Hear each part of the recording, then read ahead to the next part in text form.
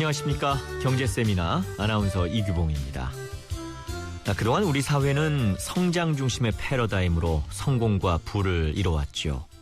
덕분에 고도의 경제성장을 이루기도 했지만 또 한편으로 보면 목표 달성을 위한 수단과 방법이 대체로 용인되는 비윤리적인 문화로 인해서 사회적 갈등이 커지기도 했습니다. 또 소득 불균형과 사회 양극화 현상이 심화되는 부작용도 커졌는데요. 자, 오늘 경제세미나 시간에는 착한 성공을 만드는 새로운 게임의 법칙을 주제로 한 연세대학교 박희준 교수의 강연을 들어볼까 합니다. 김성애 리포터가 오늘 또 취재해 왔습니다. 안녕하십니까? 안녕하세요. 네. 이 한국능률협회에서 주관하는 5월 리더스 모닝 포럼이 양재동 덕케이 호텔에서 2시간 정도 진행이 되었는데요. 네.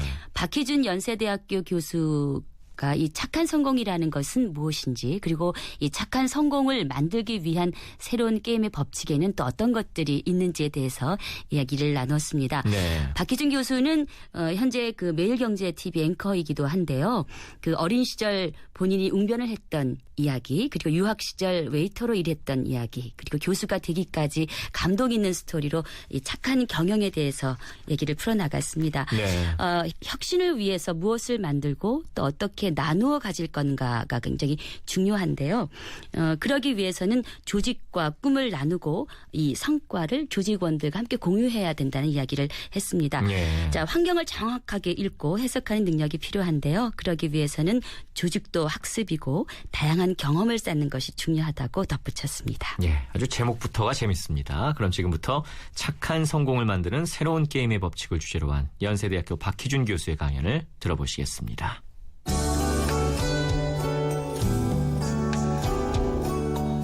KBS 1라디오 경제세미나.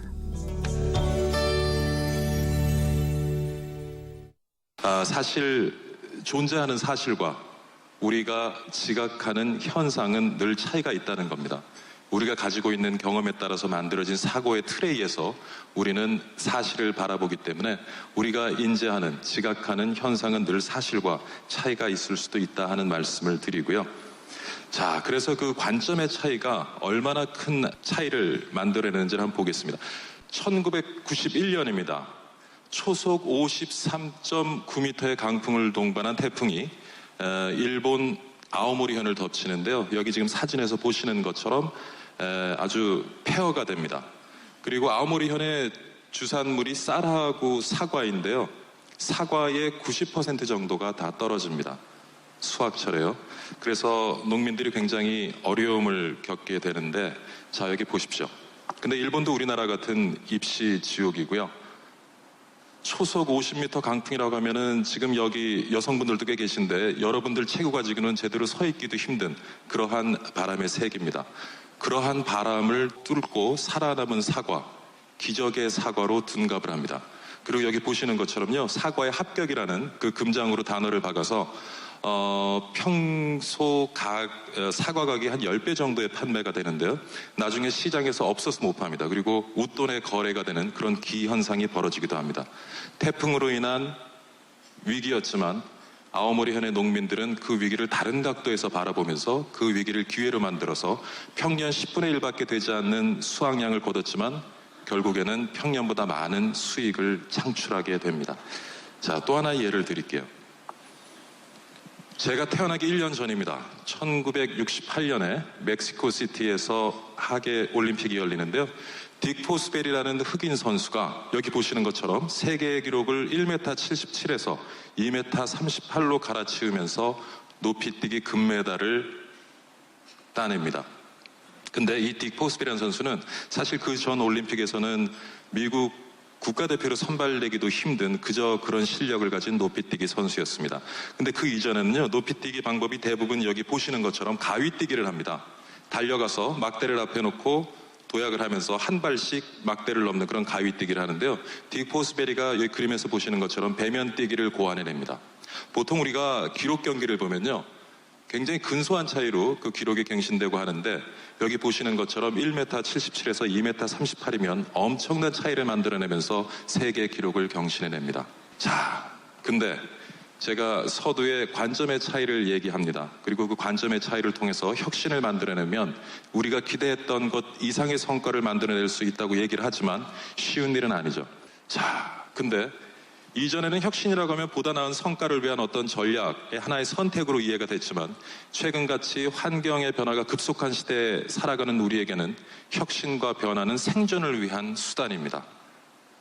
자, 혁신도 살아남기 위해서 하는데요. 그렇다면 살아남기 위해서는 우리는 어떠한 전략을 가지고 우리 환경에 접근을 해야 될지 지금부터 좀 살펴보겠습니다. 일본 한 산골에서 빈번하게 자동차 추락 사고가 일어납니다. 그래서 그 마을 주변에는 밤마다 귀신이 출몰한다는 소문이 돌기 시작합니다. 그런데 경찰에서 수사를 해보니까 어이없는 일이 벌어지고 있었습니다. 어떤 일이냐면요. 자, 개발 공사가 빈번한 지역이었습니다. 그래서 지형 변화가 굉장히 심한 지역이었고요. 그렇지만 인가가 드물고 밤에는 불빛조차 없었습니다. 초행자들이 내비게이션에 의지해서 운전을 했는데 내비게이션 지도를 제때제때 업그레이드하지 않은 겁니다. 불빛도 없는 장소에서 내비게이션만 보고 운전을 하다가 지형이 바뀐 거를 인지하지 못하고 추락사를 경험하게 되는 겁니다. 근데 비단 내비게이션의 문제일 것인가? 여러분의 삶 속에서도 그리고 여러분의 조직 속에서도 그때그때 환경 변화에 맞춰서 여러분의 사고의 틀, 조직의 사고의 틀을 지속적으로 업그레이드 해주지 않으면 우리 주변 환경에 존재하는 사실을 여러분은 제대로 그 현상으로 인지하지 못하는 경우가 많이 발생할 수 있다는 거죠. 그 다음에 살아남으려면 또 어떤 것이 필요하냐? 내가 잘하고 있는 것, 물론 핵심 역량을 키우는 것 굉장히 중요합니다.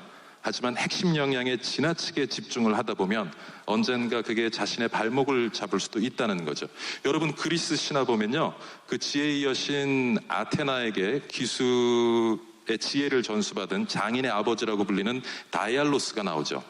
근데 그 다이알로스가요. 하루는 그 크레타 왕 미노스의 명을 받습니다. 미노스 왕을 괴롭히는 그 귀신을 가두기 위해서 미로를 만들어 달라는 부탁을 받고 미로를 만들어서 그 귀신을 그 미로에 가두게 되죠. 근데 나중에 어떤 일이 벌어집니까? 그 미로를 설계한 다이알로스가 미노스 왕의 노여움을 써서 결국 그 미로에 갇혀버리죠. 그걸 우리가 다이알로스 컴플렉스라고 얘기를 하는데 핵심 역량 중요합니다. 그리고 핵심 역량을 통해서 지속적인 성장을 만들어내는 굉장히 중요하지만 핵심 역량에 지나치게 집중을 하다 보면 결국에는 우리 주변에서 수많은 기회들을 놓칠 수가 있다는 말씀을 드리고자 합니다. 자, 기술이 엄청 빠른 속도로 발전을 하고 있습니다. 여기 보시면요, 구글에서 개발한 무인 자동차가 있습니다. 운전할 생각은 안 하고 앉아서 사물을 보고 있고요. 그 옆에 보면 아마존의 드론이 있습니다. 기존의 서비스를 접근이 힘든 오지에 드론을 통해서 택배 서비스가 곧 가능할 걸로 보여지고요. 그 다음에 아래 보시면요. 그 IBM에서 개발한 왓슨이라는 인공지능인데 2011년으로 기억합니다. 2011년 초에 미국의 유명 퀴즈쇼죠. 제퍼리에 출연을 해서 쟁쟁한 경쟁자들을 물리치고 우승했던 경험도 있습니다. 그리고 옆에 보면 인공심장 있죠. 지금 구글의 미래연구소에서 나온 보고서를 들여다보면요. 2050년에는 아마 수명이 무한정 연장될 수도 있을 거라는 얘기도 나옵니다. 여러분 한 35년 잘 넘기시면 나중에 큰 마음 먹지 않으면 죽기도 힘든 시간이 다가올 수도 있습니다. 기술의 변화가 이렇게 빠릅니다. 홍콩의 그 딥 날리지 벤처 캐피탈이라는 회사에서는요, 인공지능이 실제로 이사로 등재가 되어져 있어요. 그래서 많은 데이터들을 그 인공지능에 주고 인공지능이 그 데이터를 분석해서 의사결정에 한 표를 행사합니다. 기술이 벌써 이마만큼 우리를 치고 들어와 있습니다. 앞으로 어떻게 해야 될지. 작년에요, 아마존의 제프 베조스가 2014년 최악의 최고 경영자로 선정이 되는데, 작년 초죠. 아마존은 앞으로 아마존 인력의 90%를 향후 5년 안에 자동화된 기계로 대체할 것이라는 발표를 하면서 노조의 반발을 사고요. 작년 5월 독일에서 있었던 세계 노조 협회에서 최악의 CEO로 선정되는 불명예를 안습니다. 앞으로 과학기술의 발전에 따라서 우리는 많은 기회를 볼 수도 있겠지만 또 한편으로는 많은 위기가 다가올 것으로 생각을 합니다. 산업혁명이 일어나고 18세기 중엽부터 19세기 초까지 영국 중심으로 기계 파괴운동이 일어나거든요. 그때도 지금 우리가 경험하는 과학기술의 발전만큼의 혁신적인 기술의 발전이 시장에서 소개가 됩니다. 노동자들은 두려웠겠죠? 그래서 기계 파괴운동을 벌이지만 산업혁명 전후로 해서 평균적으로 영국의 일자리가 한 3배 정도 증가하고요. 소득은 2배 정도 증가합니다. 결국에는 기술의 발전이 만드는 어떤 사회의 긍정적인 성과를 통해서 기계 파괴운동은 힘을 잃어가죠. 지금 한번 보십시오. 지금도 여러분 인사 관련 담당자들 여기 와 계시겠지만 기술의 발달에 따른 자동화를 통한 효율성 향상에 많은 노조들이 반발을 하고 있습니다.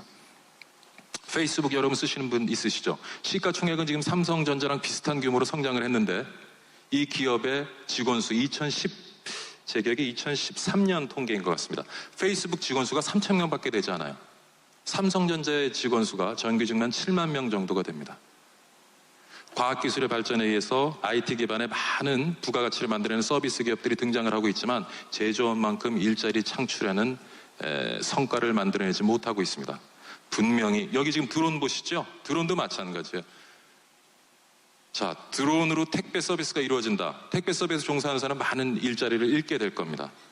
지금은 그렇게 얘기하죠. 드론을 이용해서 지금 서비스 접근이 힘든 오지에 서비스를 제공하면서 서비스 시장을 확대해 나가겠다고 얘기하지만 어느 순간 비용 문제가 발생하게 되면 아마 많은 택배 관련 인력들은 일자리를 잃게 될 겁니다. 기회를 어디서 찾을까? 지금 우리 주변에서 벌어지고 있는 기술의 진보, 기술의 변화를 읽어내는 노력이 필요할 것으로 생각이 됩니다. 자, 대한민국 세계를 강타했던 강남 스타일. 아마 유튜브가 없었으면 힘들었겠죠, 그렇죠?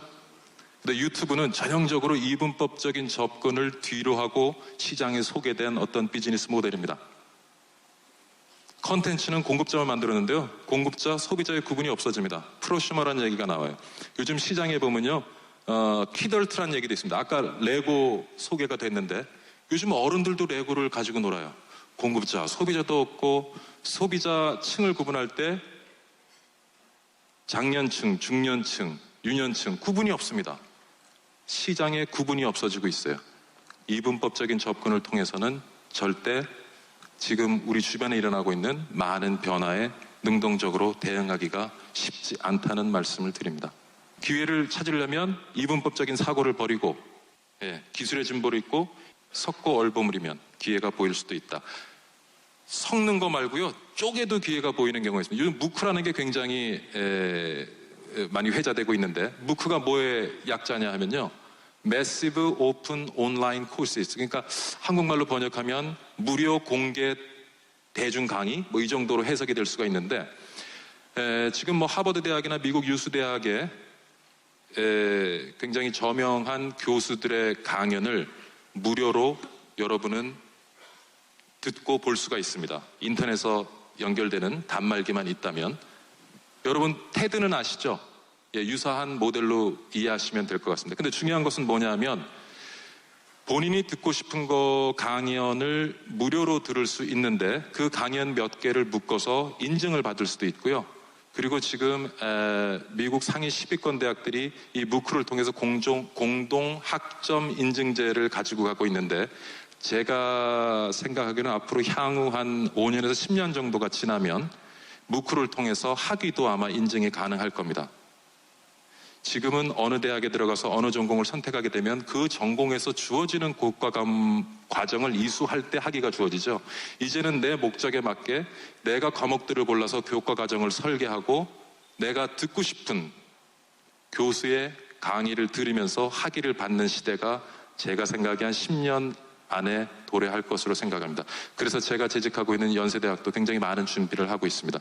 여러분 저 보시면 저 자식 저거는 철밥통이네 이런 생각을 하시겠지만 저는 제 위치 10년 뒤에는 어떻게 될지 모른다고 생각합니다.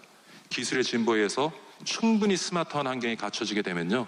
내가 원하는 강의를 원하는 사람한테 들을 수가 있게 되면은 여러분 혁신 경영에 대해서 제 강의를 듣겠습니까? 아니면 하버드 대학의 이 분야의 최고 권위자의 강의를 듣겠습니까?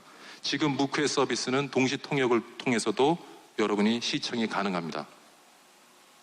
누구의 강의를 듣겠습니까? 애매한 질문이죠. 자, 그렇게 된다면요, 제가 드리고 싶은 말씀은 자기 분야에서 최고가 되는 한 명만 살아남고 나머지는 다 도태될 수 있는 가능성이 있다는 겁니다. 지금 안전하다고 보이는 직종, 회사가 10년 뒤에도 안전할까? 저는 그렇지 않다고 생각합니다. 연세대학교에서 학생들을 가르치는 제 위치도 10년 뒤면은 저는 어떻게 될지 모른다는 생각을 늘 하면서 나름대로 준비를 해가고 있습니다. 쪼개면 기회가 보이죠. 기존의 것들은 산업혁명 이후에 대량 생산 체제를 통해서 만들어진 겁니다. 대학 교육 시스템도 마찬가지고요. 하지만 이제 시장이 성숙해지면서 시장에 있는 고객의 욕구가 굉장히 다양해지고요. 그래서 모든 사람의 욕구를 만족하게 있는 서비스를 제공할 수 차기는 무척 힘든 상황이 되어갑니다. 그렇다면은 앞으로 그 선택권은 소비자에게 있을 것이다.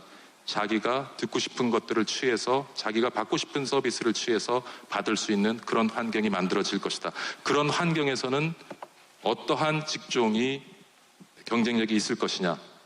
여기 보시는 것처럼요. 그 리엔펑이라는 회사가 있어요. 1900년대 중국 광저우에서 만드는 회사인데요. 무역 중개업체입니다. 근데 1970년대부터 미국과 중국이 수교를 하면서 미국과 직접 무역을 하는 중국 회사들이 늘어나요. 그러면서 이 회사가 굉장히 어려움을 겪게 되고요. 1980년대부터 IT 기반으로 해서 공급망 관리하는 회사로 바뀝니다. 리엔펑 하면요, 공장 하나도 없이 의류 만드는 회사로 유명합니다. 보면은 1년에 만들어내는 의류가 약 20억 벌이 되고요. 그 다음에 매출은 24조 원. 협력업체가 18,000여 개가 있고, 그리고 세계 40여 개국에 240여 개의 어떤 지역 사무소를 가지고 있습니다. 이런 식이에요. 여기 지금 나와 있는데 옷을 하나 만들잖아요. 지퍼는 한국이나 일본에서, 그 다음에 직물은 인도에서, 실은 말레이시아에서, 완제품은 파키스탄에서 이런 식으로 만들어냅니다. 그래서 앞으로는 서비스업뿐만 아니라 제조업에서도 앞서 말씀드린 것처럼 쪼개면 기회가 보인다. 많은 서비스 제품들이 쪼개져서 조합되고 사용자가 필요한 서비스를 제공하는 그러한 시장이 열리게 되면 그것들을 연계시켜주는 그러한 서비스가 경쟁력을 갖게 될 것이다 하는 얘기입니다. 근데 중요한 게 있습니다. 오늘 착한 성공이라는 주제가 쭉 계속 깔려가는 걸 여러분 조금 인지하실지도 모르는데요. 리엔펑에는 30-70 법칙이 있어요. 한번 협력업체가 되잖아요. 그러면 협력업체 생산량의 30%는 무조건 사들입니다.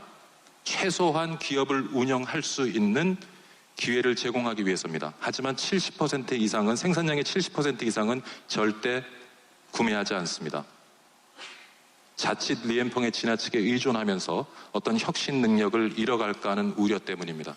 그러니까 리엔펑은 제조업에서 플랫폼 사업을 한 기업으로 시장에 널리 알려져 있는데 그 경쟁력의 비결은 협력업체들과 늘 상생할 수 있는 그러한 전략을 고민하고 있다는 데서 찾을 수 있는 것 같습니다. 살아남고 기회를 찾았습니다. 기회를 어떻게 살려봐야 될 텐데 제가 오늘 종교적인 말씀을 드리려고 하는 것은 아니고요. 자, 다윗과 골리앗의 얘기가 있습니다. 다윗이 골리앗이랑 싸우러 나갑니다. 다윗이 뭘 들고 나갑니까? 새총, 물매를 들고 나가죠. 그리고 다윗이, 이스라엘의 블레셋이 쳐들어와서 다윗이 블레셋의 5장수를 상대하기 위해서 나가는데 블레셋의 5장수를 상대하기 전에 다윗이 시냇가에 가서 물매를 사용할 때 쓸 돌을 구합니다. 근데 성경에 보면 몇 개를 구하냐 하면 5개를 집어갑니다. 5명의 장수를 상대하는데 돌을 5개를 집어가요. 상식적으로 이해 가십니까? 하나가 빗나갈 경우에 여분으로 몇 개를 챙길 것 같은데 딱 5개만 구해갑니다. 우리는 늘 골리앗을 강자, 다윗을 약자로 얘기하죠. 창과 칼로 싸울 때 분명히 골리앗은 강자입니다. 하지만 물매로 싸울 때는 골리앗은 약자예요. 다윗은 수년간 초원에서 양을 치면서 물매로 들짐승으로부터 양을 보호하죠. 수십 년 쏜 겁니다. 쏘면 맞아요. 너무 자신이 있었기 때문에 장수 5명을 상대하는데 조약돌 5개 들고 나가요. 물매를 사용해서 싸울 때에는 다윗이 절대 약자가 아니라는 거죠. 시장에 우리는 강자와 약자를 보지만 처음 제가 말씀드린 그 관점의 변화를 잠깐 가져오게 되면 시장의 약자와 강자는 순식간에 뒤바뀔 수도 있습니다. 우리 초중고등학교 때 많이 보던 그뿐입니다. 하면 된다. 그죠? 하면 된다? 글쎄요. 해도 되는 것도 있고 아무리 열심히 해도 안 되는 것은 분명히 있습니다. 모든 사람이 얘기하죠. 피할 수 없으면 즐겨라. 근데 저는 항상 반대의 접근을 합니다. 피할 수 없으면 즐기기 이전에 즐길 수 없으면 피하는 것이 저는 상책이라고 생각을 합니다. 아마존이 처음에 도서 판매를 하죠. 근데 그 당시에 전국 유통망을 가진 대형 프랜차이즈들이 미국의 도서 유통시장을 지배하고 있었습니다. 아마 제프 베조스가 기존의 도서 유통시장을 지배하고 있는 업체들과 똑같은 방법으로 싸웠으면 오늘 아마존은 아마 보기가 힘들 겁니다. 그래서 뭘 택합니까? 재고비용, 진열비용 때문에 일정 수요가 발생하지 않는 희귀도서, 그래서 참 찾기 힘든 희귀도서, 그것들을 골라서 인터넷을 통해서 판매합니다. 왜? 공급자와 사용자를 인터넷을 통해서 직접 연결해 주니까 재고비용이 필요가 없었던 거예요. 자기가 잘할 수 있는 것, 시장의 강자가 가지고 있는 경쟁력을 피해서 내가 가지고 있는 경쟁력을 통해서 싸움을 한 겁니다. 지금 아마존 희귀도서만 팝니까? 6가지 안 팔아요. 총기, 마약류, 주류, 담배류, 애완동물, 부동산 빼놓고는 세상에 없는 거 없이 다 파는 회사가 아마존입니다. 우리가 보면 시장의 약자로 볼 수 있겠습니다만은 본인이 잘할 수 있는 것을 통해서 틈새 시장을 찾고 결국에는 시장의 판도를 뒤집었습니다. 피할 수 없으면 즐겨라? 아닙니다. 즐길 수 없으면 피하는 것이 상책입니다. 하면 된다? 아니요. 해도 안 되는 건 있습니다. 그 다음에 또 판을 새로 짜려면 어떻게 해야 되냐? 1990년대 초반이었을 거예요. 두산전자, 구미에 있는 두산전자 공장에서요, 화재가 발생해요. 그래서 패널이 유출이 되면서요, 낙동강 상류에 있는 상수원이 다 오염돼 버립니다. 이 사건이 시장에 굉장히 많은 변화를 만들어냅니다. 자, 보십시오. 그 중에 하나가 맥주 시장의 변화입니다. 1930년부터 우리가 한국에 맥주 만들었거든요. 조선 맥주, 오비 맥주가 있었어요. 오비 맥주는 늘 시장 점유율 1위입니다. 한 70% 정도를 가지고 있었어요. 그런데 두산전자 패널 유출 사건으로 인해서 시장의 판도가 바뀌어버립니다. 그 사고가 있고 2년 뒤에 조선 맥주가 고민을 하다가 하이트 맥주를 출시하는데 저기 광고 문구를 보십시오. 지하 150m에 100% 천연수로 만든 순수한 맥주 하이트입니다. 이전에는 뭐였냐? 맥주를 선택하는 기준은 물이 아니었어요. 얼마만큼 좋은 보리, 호프를 사용하느냐가 선택의 기준이었어요. 하지만 그 사건을 계기로 소비자의 선택의 기준이 바뀌어버립니다. 이제 맥주는요, 좋은 보리가 문제가 아니라 좋은 물이 문제라는 거예요. 그래서 또 다른 생수시장도 대한민국에 만들어지게 됩니다. 중요한 것은 뭐냐? 상대편의 선택의 기준을 바꾸는 게 굉장히 중요합니다. 내가 기회를 보고 어떤 새로운 판을 짜기 위해서는, 자, 우리가 굉장히 논리적인 것 같죠? 시장에 있는 소비자들 95%의 의사결정은 무의식 중에 행해집니다. 그러면 어떻게 되느냐? 대부분 시장에 있는 1등 제품을 선택할 확률이 굉장히 높습니다. 무의식적으로. 그걸 뒤집으려면 결국에는 선택의 기준 바꿔야 됩니다. 애플하고 삼성 죽기 살기로 싸웠죠? 누가 그 싸움을 걸었습니까? 애플이 걸었죠. 애플이 뭘 갖고 걸었나요? UI, 스마트폰 사용하는 방법에 관련된 특허를 가지고 싸움을 걸었습니다. 결국 뭐냐? 스마트폰을 사용하는 사용자의 습관, 사용 행태를 애플이 독점하고자 했던 겁니다. 시장 고객의 습관을 누가 독점하고 있느냐가 어떻게 보면 승부를 좌우합니다. 그래서 후발업체들은 소비자들의 선택의 기준을 바꾸려는 노력을 해야 되고, 그때 주로 사용되는 무기가 이슈 마케팅이라는 거죠. 믹스커피 시장도 얼마 전에 판도가 굉장히 바뀌었죠. 믹스커피에 들어가는 프리마의 어떤 유해성 논란 때문에. 그래서 그때 이슈 마케팅을 통해서 시장에 있는 소비자들의 선택 기준 바꾸는 것도 굉장히 중요하고요. 자, 판을 새로 짰습니다. 그럼 이제 뭔가를 시작을 해야 되는데 뭘 시작을 하냐? 우리 애 낳아도 이름 짓죠? 이름 잘 지어야 돼요. 제 이름 박희준인데요. 빛나리의 기쁠준입니다. 늘 밝게 살고, 그리고 깊고 사려 깊은 사람이 되라. 근데 주위에서 희준아 부르다 보니까 제가 좀 밝게 사는 거는 같아요. 모르겠습니다. 스스로에 대한 평가겠지만 이름을 잘 짓고 불러주는 거 굉장히 중요한데요. 근데 이름이라는 것이, 보세요. 구글이 있습니다. 구글을 누가 창업합니까? 구글을 창업한 사람이 세르게이 브린하고 레리 페이지인데, 자, 세상에 수많은 정보가 있는데 저 수많은 정보를 우리가 개발한 검색기를 통해서 검색을 하고 그 검색된 정보를 통해서 시장에 있는 많은 사용자들이 어떤 효익을 만들기를 바라는 마음에서 구글 사명을 짓는데, 처음에 구글이 아니라 여러분 아시는 것처럼 구골이에요. 구골은 영어로 10의 백승이란 뜻입니다. 억이 10의 몇 승입니까? 억이 10의 8승이에요.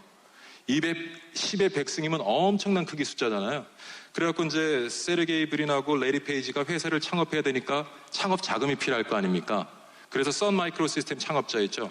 앤디 벡톨샤임을 찾아가요. 그때는 창투사를 하고 있었는데 간단한 엘리베이터 프리젠테이션을 하고 그 자리에서 10만 불, 하나로 1억 조금 넣는 투자를 받아내요. 은행 가서 현금화를 하려고 보니까 수표에 이름이 잘못돼 있어요. 사명이 구골인데 투자자가 구글로 적어준 거예요. 그래서 투자자를 다시 찾아가려고 하다가 지금 다시 찾아갔다가 투자를 철회하면 어떡하지 하는 심정에서 회사 이름을 구골에서 구글로 바꿔서 사업자 등록을 다시 합니다. 근데 그것이 어떤 투자자의 해안이었는지는 모르겠는데 지금 구글의 이름으로 잘 나가고 있고, 그래서 구글이라는 의미는 10의 백승, 세상의 수많은 정보를 우리가 만드는 검색 서비스에서 검색하고 그 과정에서 사용자들이 많은 효익을 누리게 하자. 뭐 회사 이름 들여다보면 재밌는 스토리가 굉장히 많습니다. 중요한 건 뭐냐? 자, 그 회사 이름 안에는 회사의 철학이 담겨져 있죠. 회사의 가치관이 담겨져 있습니다. 무슨 일을 시작할 때 이름을 잘 정하라는 것은 결국, 근데 대부분 경우 우리가 가져야 될 비전, 우리가 가져야 될 철학, 이런 것들을 무시하고 이 일을 시작하다가 나중에 의사결정을 할 때 혼란을 겪는 경우가 굉장히 많이 있습니다. 조금 더디 가더라도 우리가 이 일을 통해서 뭐를 이루어야 되고 어떤 방향으로 가야 될 것인가의 어떤 철학을 담고 시작하는 것이 굉장히 중요할 수 있겠다 하는 얘기입니다. 자, 이름 잘 져야 되고요. 판세로 깔아서 누구를 소통을 하려면 스토리 가지고 소통을 해야 돼요. 기억하실지 모르겠는데요. 슈퍼스타 K 시즌2에서 우승을 다퉜던 존 박과 허각의 사진입니다. 존 박은요, 부유한 가정에 태어나서 미국의 유수대학을 졸업하고 키도 훤칠하고 미남형입니다.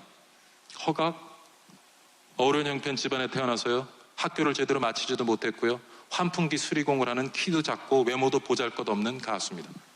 하지만 가수에 대한 꿈을 키웠죠. 만약에 허각과 존 박이 어떤 그 살아온 인생 스토리가 소개가 되지 않고 무대에서 노래로만 승부를 냈다면 존 박이 우승할 수도 있었을 겁니다. 하지만 허각이 가지고 있던 스토리가 결국엔 허각을 우승자의 자리에 올려놓은 거죠. 제가 미국에서 교수 생활을 시작했는데요, 제가 지금 재직하고 있는 연대를 지원을 했다가 떨어집니다. 그래서 미국으로 유학을 가는데 저희 아버님께서는 굉장히 제가 의대에 진학을 하기를 바랬고요. 근데 제가 고등학교 때 밴드를 좀 했습니다. 그래서 공부를 좀 멀리 했었어요. 그렇게 넉넉하지 않은 형편에 의대를 보내겠다고 저를 미국을 보냈는데요.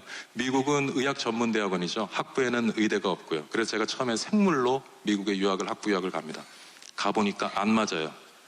저희 때 어디 영어 공부 체계적으로 했나요?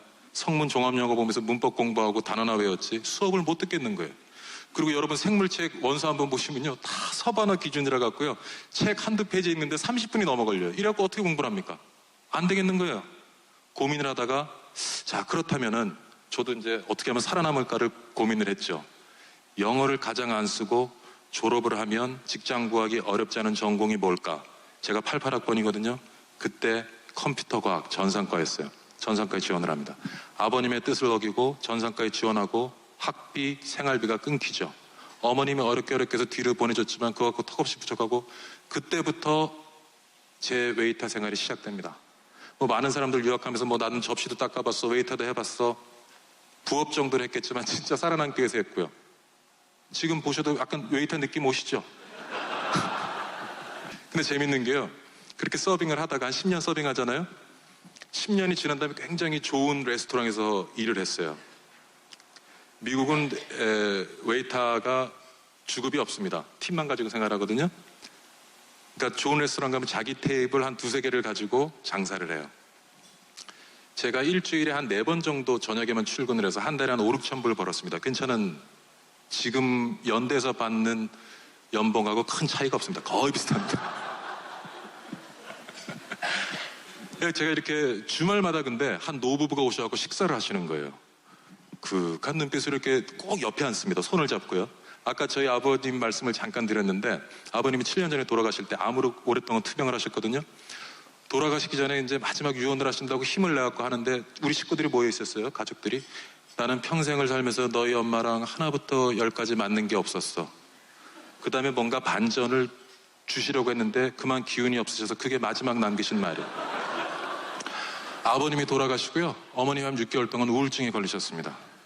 근데 진짜 아버님하고 어머니하고 맞는 게 없어요. 음식도 너무 안 맞아서요. 아버님은 육식하시거든요. 어머님은 채식을 하세요. 두 분이 식사하시잖아요. 시간을 약속하고 각자 식사를 하시고 중간 지점에서 만납니다. 그 정도 맞는 게 없어요. 근데 보세요. 어릴 때 부모를 떨어져서 웨이터 일을 하면서 이렇게 보는데 노 부부가 와서 처음엔 부부 아니라고 생각했어요. 왜냐면 60대 분이 둘이 와서 손을 잡고 밥 먹는데 우리가 상상 하나 할 수 있습니까? 근데 알고 보니까 부부였어요. 그래서 부모님 생각도 나고, 우리 부모님은 저렇게 알콩달콩 사시지 못했는데 나도 나중에 가정을 가지면 전애가 됐을 때 저렇게 알콩달콩 살고 싶다 하는 동경심도 있고요. 그래서 그분들을 제가 지극정성으로 서빙을 했습니다. 돈 벌자고 한 게 아니고. 어느 날 물어보세요. 그분이, 그 노신사가.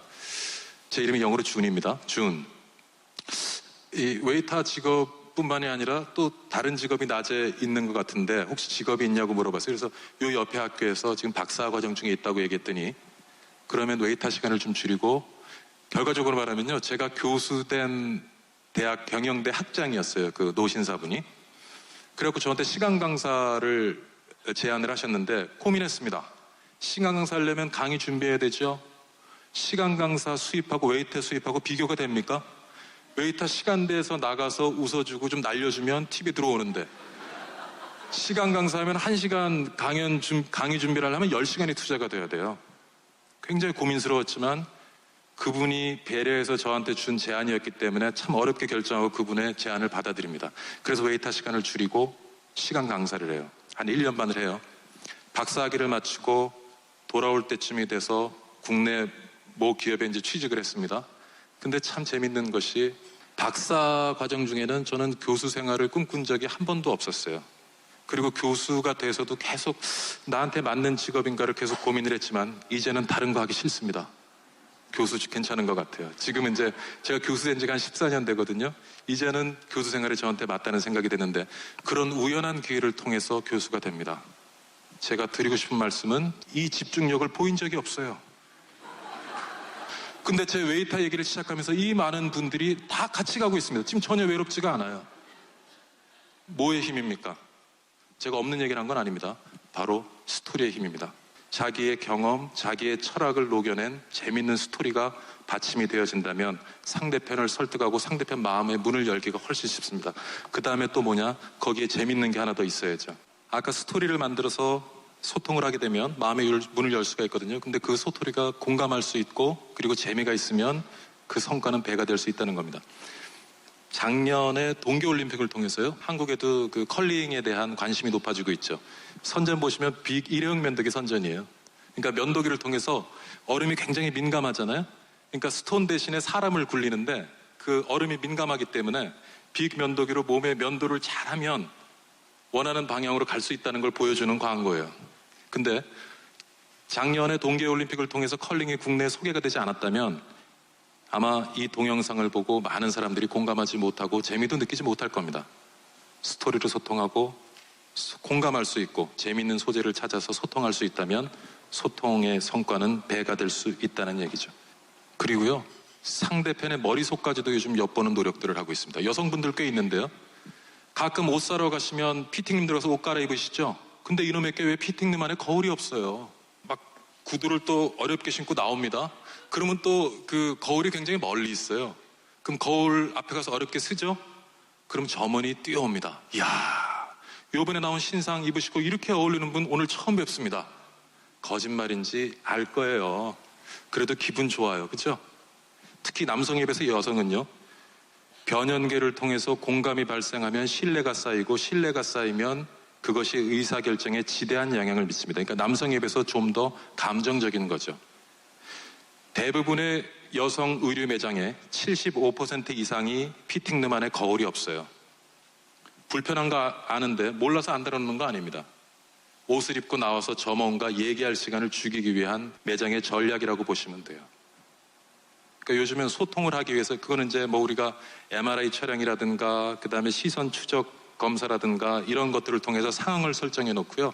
최근에 이거는 뉴런, 뇌, 마케팅, 그래서 뉴로 마케팅이라고 얘기하는데 마케팅의 기법이 최근엔 여기까지 와서 발전해 있습니다. 과거처럼 설문하고 관찰하는 것이 아니라 이제 뇌 속을 들여다보면서 어떻게 반응하는지를 보고 전략을 세워서 소통을 시작합니다. 여러분 잘 드시는 치토스라는 그 칩 있잖아요. 그거 먹으면 어때요? 항상 손에 양념이 묻어서 끈적거리죠. 그래서 그 회사가 고민을 해요. 이 양념을 좀 없애야 되겠다. 그런데 MRI 검사를 해보고 뇌파 검사를 해보고 시선 추적 검사를 하면서 뇌 반응을 봤더니요. 그 손에 묻은 오렌지색 양념을 보면서 빨아먹기 몇 초 전에 뇌가 가장 활성화된다는 거예요. 불편한데 그 손에 묻은 짭짤한 그 주황색 양념을 딱 핥기 전 순간에 뇌가 굉장히 활성화된다. 그래서 오히려 그 손에 묻는 양념을 없애려던 기업이 태도를 바꿔서 더 끈적거리게 만들고요. 그리고 포장도 주황색으로 해서 출시를 하니까 매출이 더 오릅니다.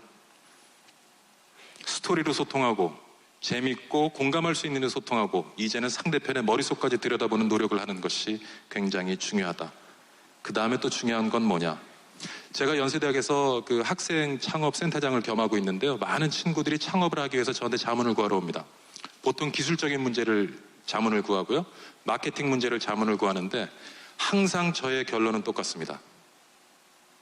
네가 창업을 했을 때 창업이 성공하기 위해서 네 창업을 통해서 이익을 얻는 사람이 주변에 많이 존재한다면 창업은 분명히 성공할 수 있답니다. 인터넷이 저랑 나이가 같아요. 1969년에 인터넷이 태어나는데요. 미 국방성에 의해서 40년이 지난 다음에 미 국방성이 궁금한 거예요. 야, 우리가 만들어낸 인터넷이 이 세상을 어떻게 바꿔놨을까? 실험을 합니다. 미국 전역에 직경 2.5m 풍선 10개를 띄우고요. 풍선 10개 찾는 사람한테 4만 불, 하나로 당시 한 5천만 원을 지급하기로 합니다. 국방성에서도 시뮬레이션 했겠죠? 해보니까 한 9일 지나면 누군가를 찾을 수 있을 거다라고 생각을 했어요. SNS를 통해서 서로 소통을 해나가면서. 근데 컨테스트를 딱 시작하고 나니까 한 팀이 9시간도 안 돼서 풍선 10개 위치를 다 찾아냅니다. MIT 공대 대학원생들인데요.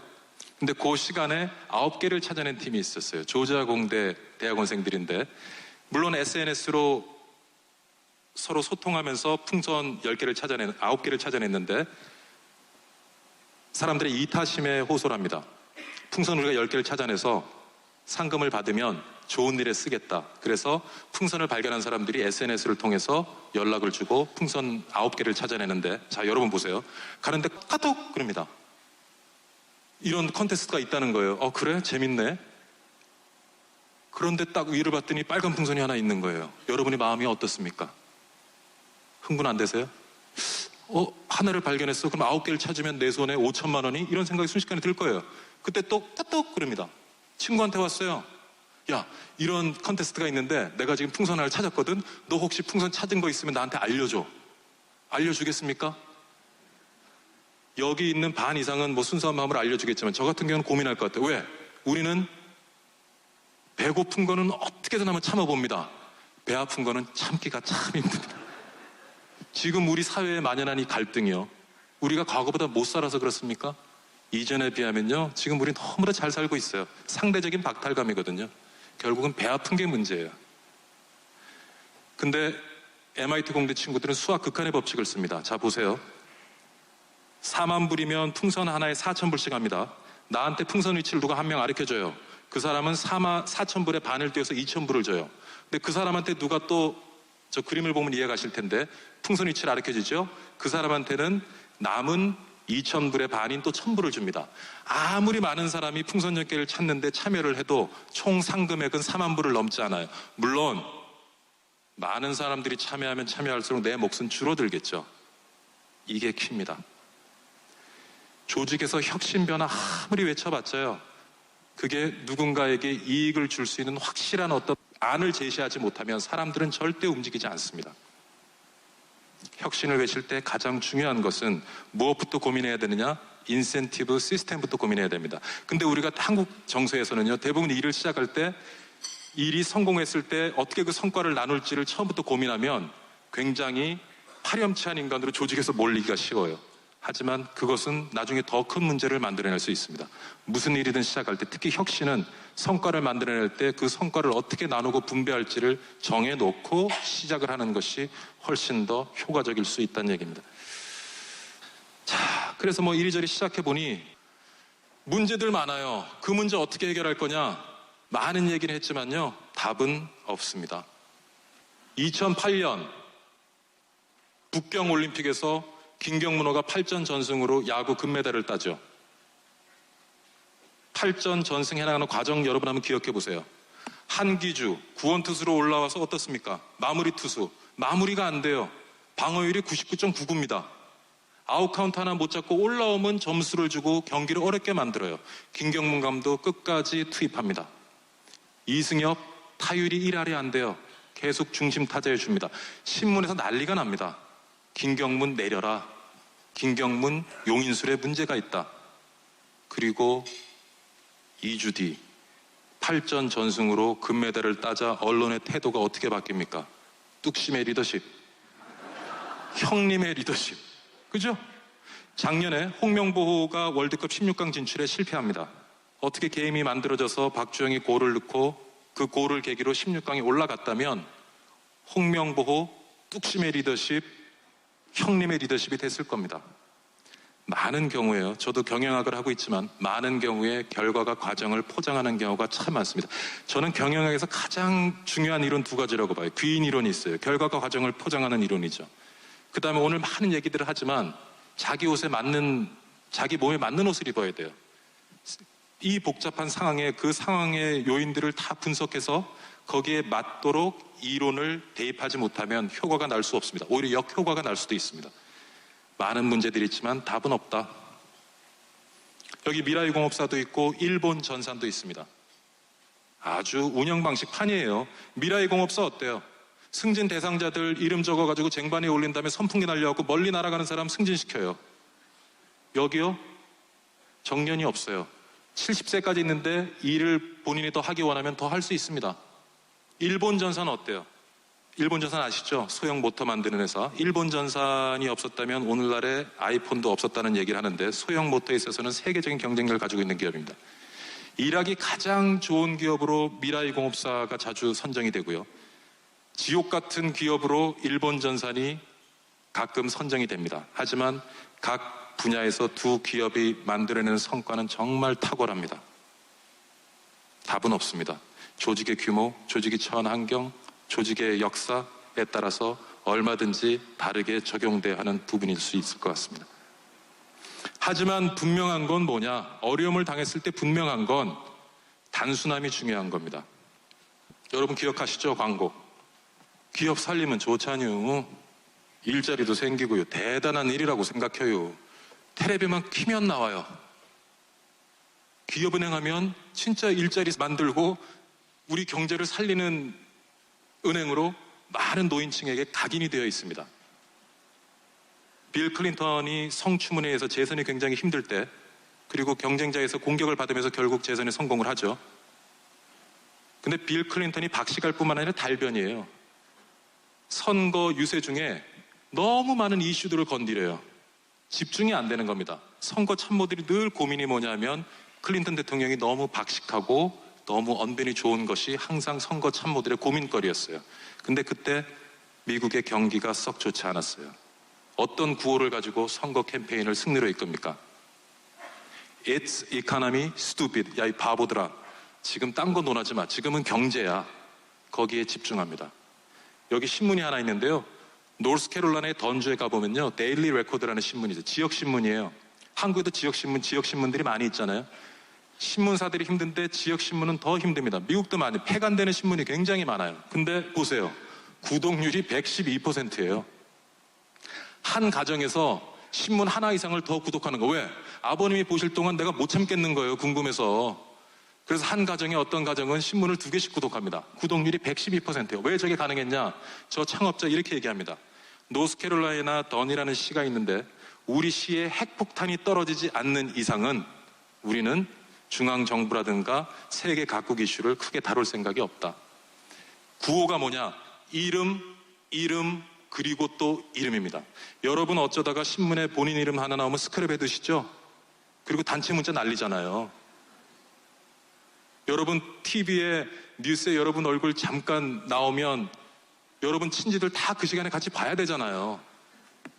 여러분의 이름, 여러분 친지의 이름이 신문에 툭 하면 등장을 해요. 보겠어요? 안 보겠어요? 철저하게 지역사회들을 주민들의 일만 다루는 거예요. 한국도 지역신문 보면요.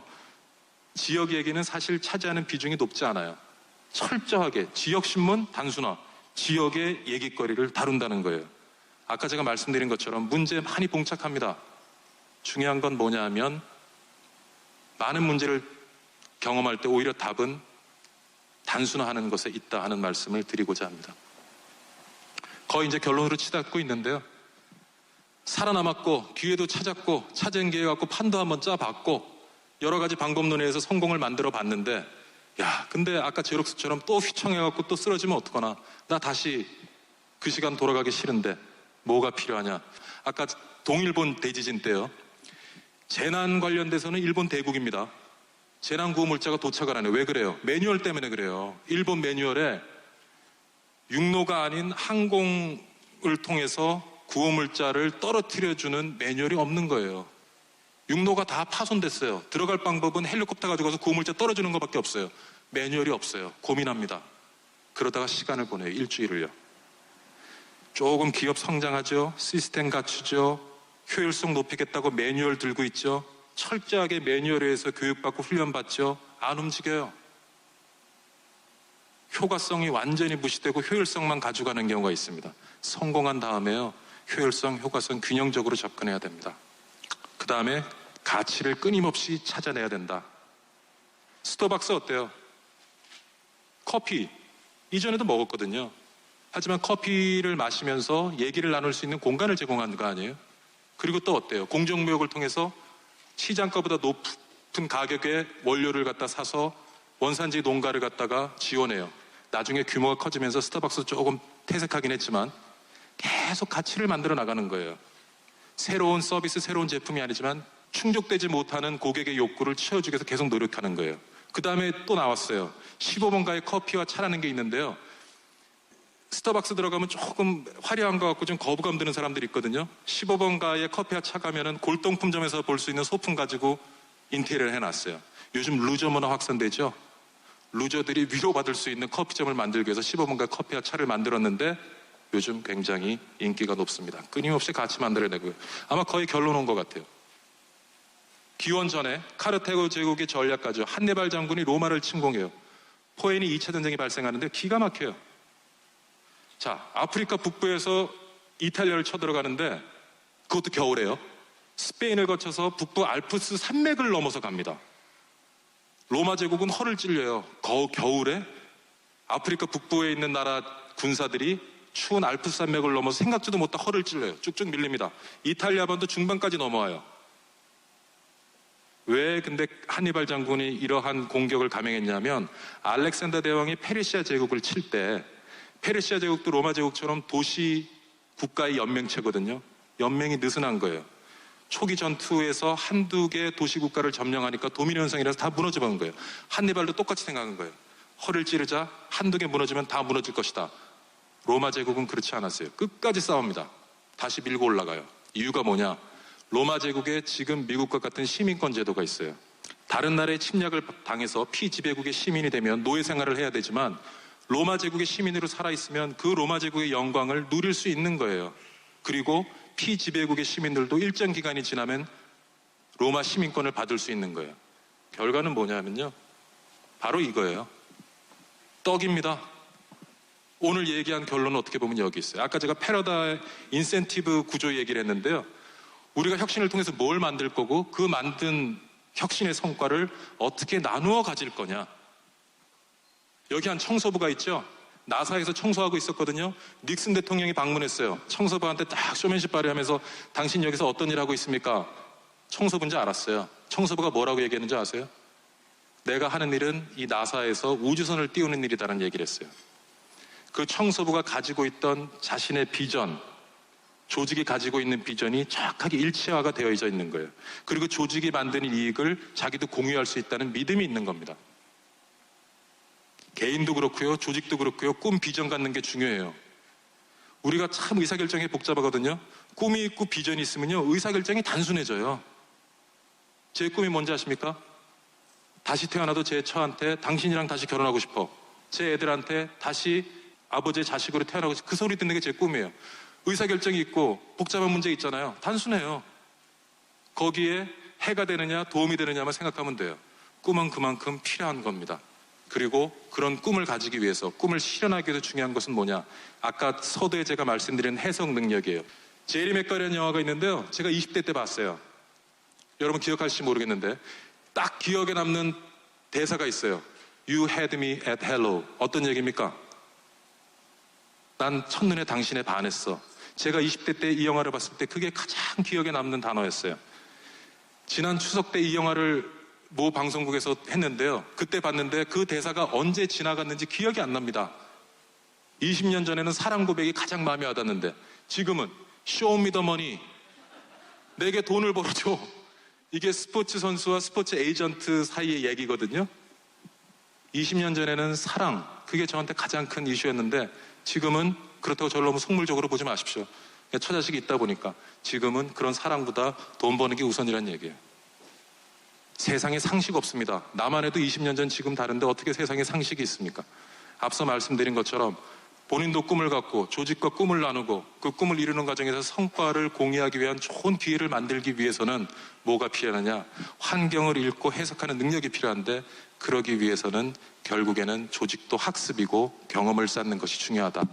이런 얘기를 하면서 오늘 얘기를 마치겠습니다. 많이 힘드셨죠? 고생 많으셨습니다. 네, 지금까지 착한 성공을 만드는 새로운 게임의 법칙을 주제로 한 연세대학교 박희준 교수의 강연을 직접 들어보셨습니다. 이제는 성장만을 향해 맹목적으로 달려가는 게 아니라 성장과 분배 또 상생하는 그런 문화를 통해서 지속 가능한 성공을 이뤄나가야 할 때가 아닌가 생각됩니다.